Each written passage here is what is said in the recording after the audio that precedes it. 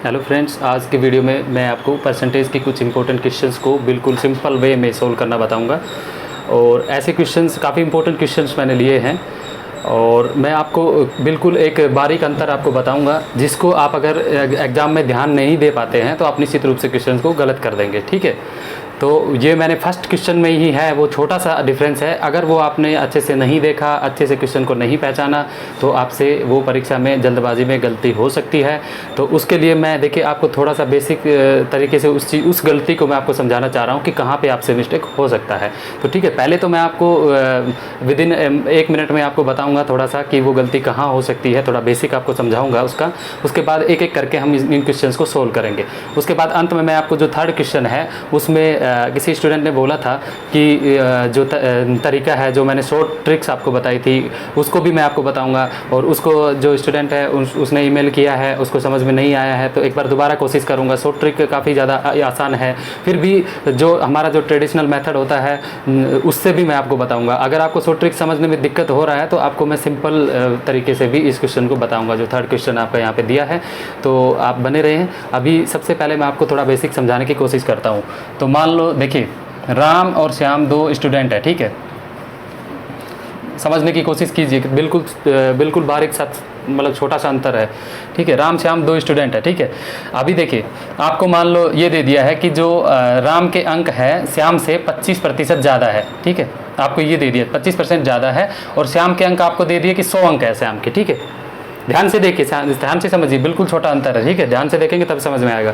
तो अभी देखिए जो राम के अंक है 25% ज़्यादा है श्याम से, और श्याम के अंक 100 दिए हैं। ठीक है, तो इतने में आपको कोई दिक्कत नहीं है। जो 25% है उसको मैंने क्या बोला, फ्रैक्शन में आपको बदलने के लिए 100 से भाग दे दीजिए। हर वीडियो में मैं आपको बता रहा हूँ, अगर कुछ भी डाउट आ रहा है तो प्रीवियस वीडियो आप देख लीजिए। तो 1/4 आपका ये आ जाएगा फ्रैक्शन में बदलने पर। तो आपको क्या करना है, अगर मान लो राम के एक्चुअल अंक आपको निकालने हैं तो आप क्या करेंगे कि 100 का पहले 1/4 निकाल लेंगे, 1/4 भाग, तो ये आ जाएगा आपका 25 आ जाएगा। ठीक है, तो 100 + 25 इसके हो जाएंगे 125।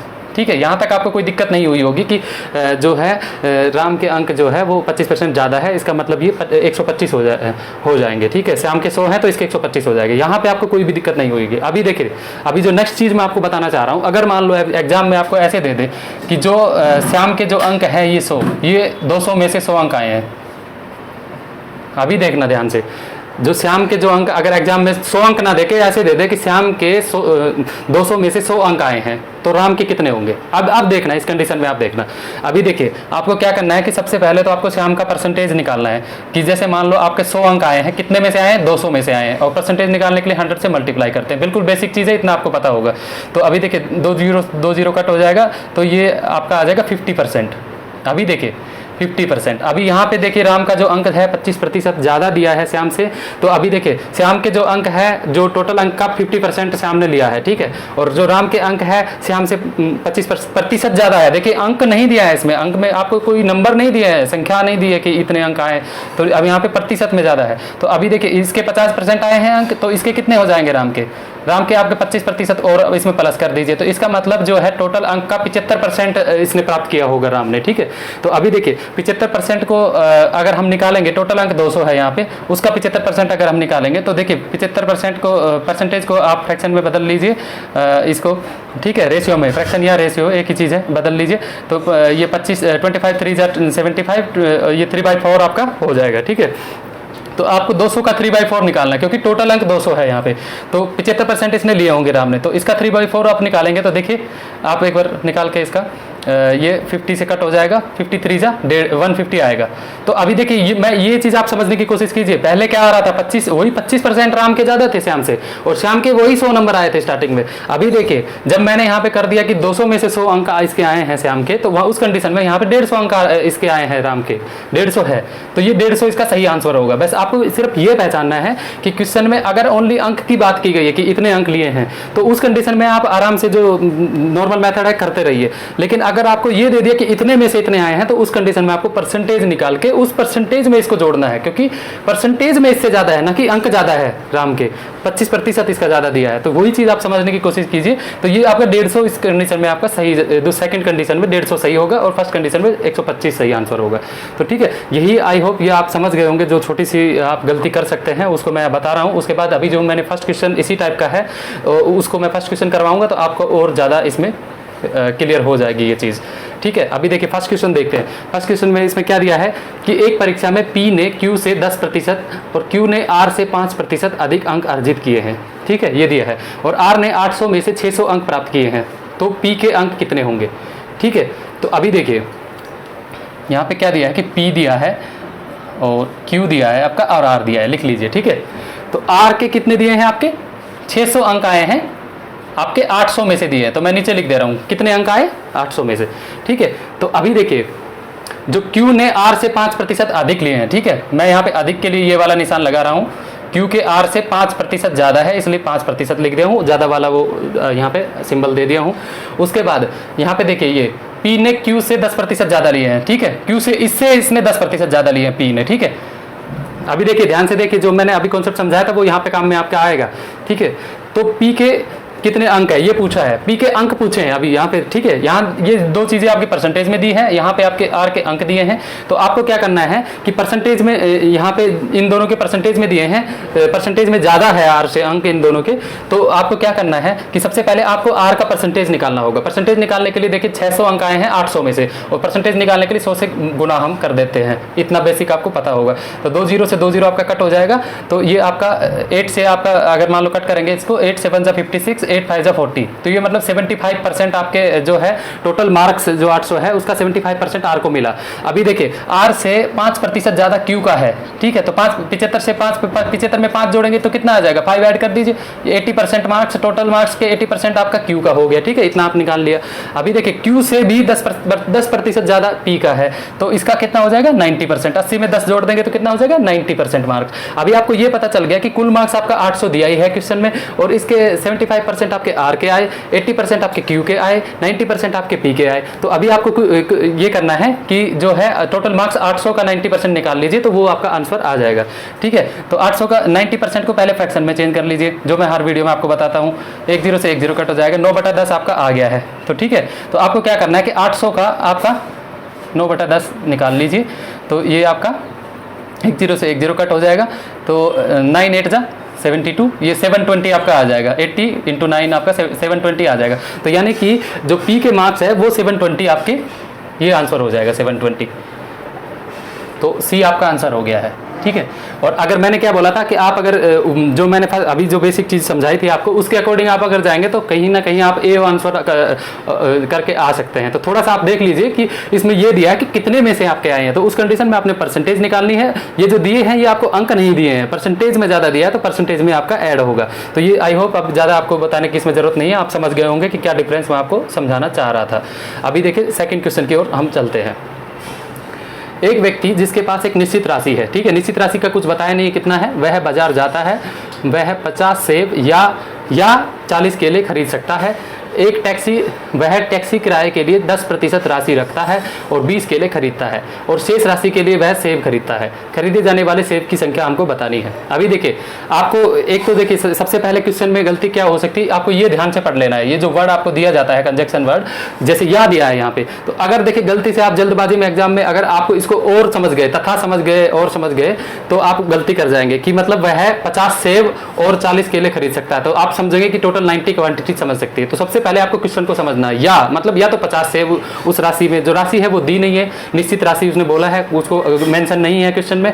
50 सेब या तो 50 सेब खरीद सकता है या 40 केला खरीद सकता है। तो इस प्रकार के क्वेश्चन को करने के लिए देखिए हम एक्स नहीं मानेंगे, तो जो कॉस्ट प्राइस है अपना CP है, मतलब जो क्रय मूल्य है वो हम यहाँ पे मान के चलेंगे 100 रुपये था उसका, मतलब उसके पास जो है 100 रुपये थे, ठीक है, 100 रुपये उसके पास थे, ठीक है, तो उसके माना उसके पास 100 रुपये थे, ठीक है, इसमें कोई CP/SP की बात नहीं है, तो इसके पास डायरेक्ट हम मान लेंगे, माना 100 रुपये थे, ठीक है, CPSP की इसमें बात नहीं, तो 100 रुपये उसके पास थे, ये हम मान के चलेंगे। तो वह बाजार जाता है, उसी के अकॉर्डिंग देखिए करना है, वह 50 सेब या फिर 40 केले खरीद सकता है। अभी देखिए या तो 50 सेब खरीद सकता है वो, ठीक है। अगर मान लो वो 100 रुपये के, अगर मान लो अगर ओनली सेब खरीदेगा, ठीक है, यहाँ पे देखिए ओनली सेब, केवल सेब अगर वो खरीदे तो आप 50 सेब वो खरीद सकता है 100 रुपये में। तो इसका मतलब जो है एक सेब कितने का हो जाएगा, एक सेब आपका हो जाएगा ये 2 रुपये का। इजी कैलकुलेशन है, इसे मैं करके नहीं दिखा रहा हूँ आपको। यहाँ पे देखिए क्वेश्चन में दिया है कि 50 सेब वो खरीद सकता है, हमने माना कि 100 रुपये उसके पास थे, तो अगर वो सारे के सारे अगर सेब खरीदता तो आपका एक सेब पड़ता 2 रुपये का। ऐसे ही आपका एक केला कितने का पड़ता, ठीक है, एक केला कितने का पड़ता है आपका 2.5 रुपीज़ का पड़ता, क्योंकि उसने क्या बोला है कि या तो 40 केले खरीद सकता है, तो टोटल रुपए 100 थे, तो 100 बटा 40 करेंगे, हम डिवाइड करेंगे 40 से, तो वो 2.5 रुपये आ जाएगा। तो एक केले की कीमत आ गई 2.5 अपनी, और एक सेब की आ गई 2 रुपये, ठीक है। अब आगे चलिए नेक्स्ट, ऐसे करते जाइए आप। वह टैक्सी किराए के लिए 10% राशि रख लेता है, तो 100 का 10% क्या होगा, मैंने क्या बोला था 10% का आपका फ्रैक्शन में बदलेंगे तो आपका 1/10 आएगा, मतलब 10/100 करेंगे तो 1/10 आएगा। तो आप 100 का 1/10 अगर निकालेंगे तो वो 10 रुपये होगा, ठीक है। ये बिल्कुल सिंपल है, आप वैसे भी बिना कैलकुलेशन के भी आपके समझ में आ रहा होगा कि 10% राशि अगर वो रखता है तो ये 10 रुपये कहीं साइड में आप लिख लीजिए। 10 रुपये ये हो गया आपका, क्या दिया है टैक्सी के लिए, टैक्सी के लिए उसने अलग से निकाल लिए हैं, ठीक है 10 रुपये।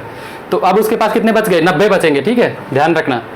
उसके बाद क्या है, और 20 केले खरीदता है वो, 20 केले खरीदता है। तो मैंने क्या अभी देखा क्या निकाला था हमने, एक केला 2.5 रुपीज़ का है, तो उसने 20 केला खरीदा, तो 20 केले का कितना हो जाएगा, 20 केले पे कितना स्पेंड किया है उसने, कितना स्पेंड किया होगा पैसा, 20 इंटू 2.5 कर देंगे तो आपको कितना रुपए उसने खर्च किया 20 केले खरीदने के लिए, तो ये अपना कितना हो जाएगा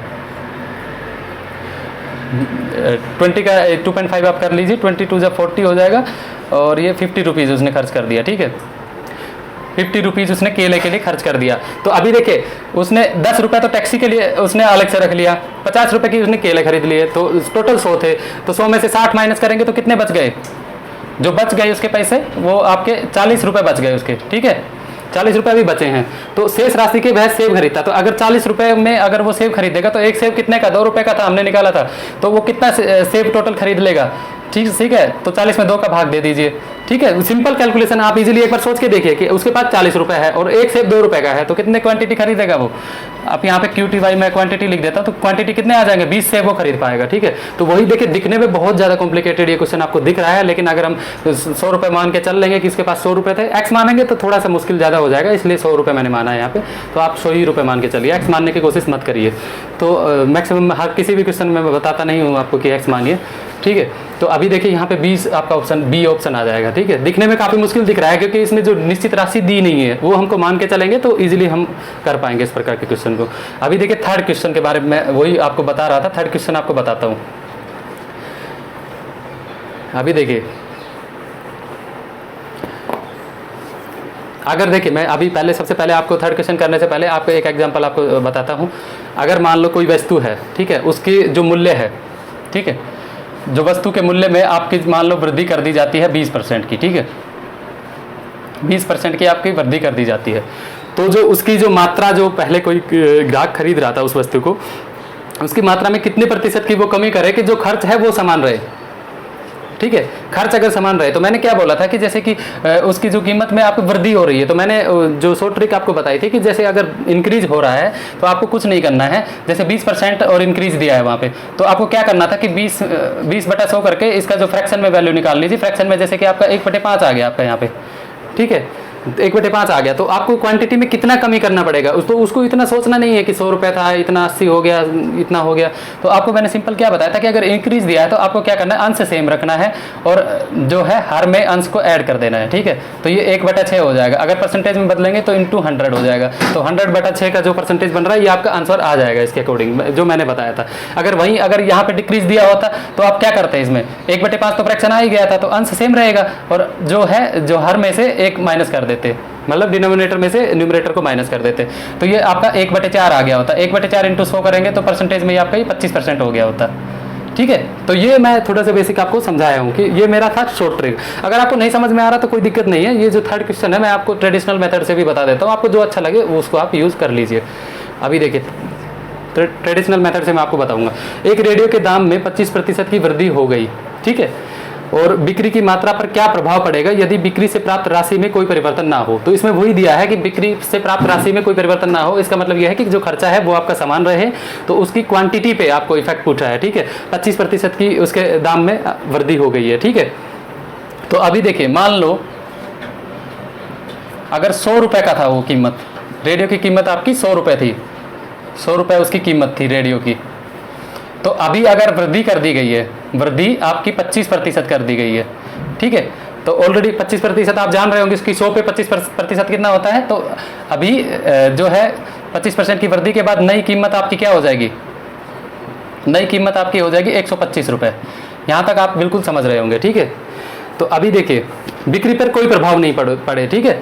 तो मान लो पहले 100 रुपये की कीमत थी उसकी रेडियो की, ठीक है, सेलिंग प्राइस आपका 100 रुपये, उसमें पहले हम मान लिए हैं ऑलरेडी। तो अगर देखिए यहाँ पे देखिए 125 रुपये पर कितना कम करना पड़ेगा। देखिए इसमें उसमें क्या बोला है कि जो है जो बिक्री से प्राप्त राशि में कोई चेंज ना हो, तो बिक्री से प्राप्त जो राशि है वो तो 100 ही रहेगी। तो 125 रुपये पर कितना कम करना पड़ रहा है, करना पड़ेगा, ठीक है। 125 पे कितना कम करना पड़ेगा, 25 का कम करना पड़ेगा, ताकि वो समान हो जाए बिक्री से प्राप्त राशि, 25 कम करना पड़ेगा। और वहीं अगर 1 रुपये पर कितना करना पड़ेगा, 1 रुपये पर अगर आप निकालेंगे तो सेम 1 रुपये पर कितना कम करना पड़ेगा, तो 25/125 आपका ये हो जाएगा। इतना आप इजीली समझ रहे होंगे। 1 रुपये के करने के लिए तो 125 का भाग लग जाएगा, ठीक है। ऐसे ही अब हमको तो निकालना है 100 रुपये पर, क्योंकि इसमें बिक्री फिर राशि में कोई चेंज नहीं होना चाहिए, और राशि हम 100 रुपये मान के चले, तो 100 पे हमको निकालना है। तो यही चीज़ क्या हो जाएगा, ये इंटू में आ जाएगा, 25/125 इंटू 100 आ जाएगा, ये 100 आ जाएगा, ठीक है। तो अभी देखिए 25 5 जा 125, 25 4 जा, ठीक है, 5 5 जा 25 और 5 4 जा आपका आ जाएगा 20। इसको कट करके आपका ये आ गया 20%। मतलब जो है इसमें जो आपकी जो मात्रा रहेगी उसमें आप अगर 20% का अगर कम कर देंगे तो जो है बिक्री से प्राप्त राशि आप में कोई परिवर्तन नहीं होगा। तो ये आपका आ गया। अभी देखिए इसी क्वेश्चन को 20% इसमें आया है ना आंसर। अभी देखिए मैंने जो आपको शॉर्ट मेथड बताया था उससे एक बार और आपको बता देता हूं ताकि आपको अच्छे से क्लियर हो जाए। बहुत ही आसान है। अभी देखिए यहाँ पे 25% दी है और जो फर्स्ट सेंटेंस पढ़ना है उसमें, अगर आपको फिर भी नहीं समझ में आ रहा तो जो मेरा परसेंटेज का जो फर्स्ट वीडियो आया था उसमें आप देख लीजिए। इस प्रकार के 2-3 क्वेश्चन मैंने करवाए हैं। अभी देखिए इसमें 25% दिया है और वृद्धि दी है, ठीक है। तो मैंने क्या बोला था, अगर वृद्धि दी है तो सबसे बिल्कुल आसान है, ठीक है। इतना जो हमको ये जो स्टेप्स में गए हैं इतना बिल्कुल नहीं जाना है आपको।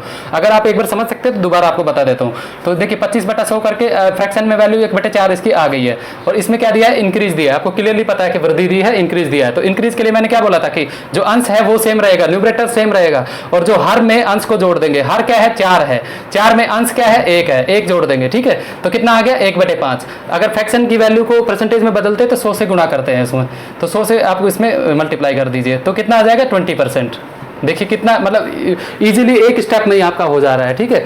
तो मैंने आपको दोनों मेथड से आपको करवा दिया है। आपको अगर ये वाले नहीं समझ में आ रहे तो दूसरे वाले से कर लीजिए। और किसी भी प्रकार का फिर भी कोई डाउट है तो आप कमेंट कीजिए। डिस्क्रिप्शन में मेल दी गई है तो मेल भी कर सकते हैं आप। Thank you.